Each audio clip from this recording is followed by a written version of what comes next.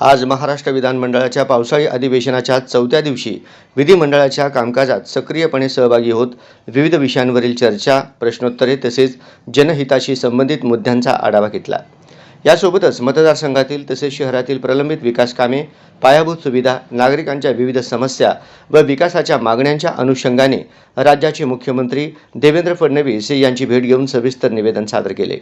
यावेळी मतदारसंघातील महत्त्वाच्या विकास कामांबाबत सकारात्मक चर्चा झाली। तसेच संबंधित विषयांवर तातडीने कार्यवाही करण्याबाबत विनंती केली।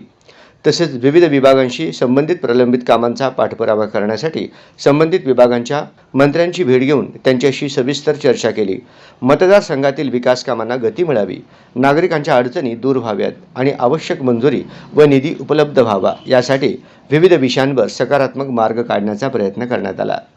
मतदारसंघाच्या सर्वांगीण विकासासाठी, नागरिकांच्या अपेक्षा पूर्ण करण्यासाठी आणि प्रलंबित प्रश्न सोडविण्यासाठी शासन स्तरावर सातत्याने पाठपुरावा करून विकास कामे मार्गी लावण्याचा माझा प्रयत्न कायम राहील। जनतेच्या विश्वासाला पात्र ठरत मतदारसंघाच्या प्रगतीसाठी कटिबद्धपणे कार्यरत आहे।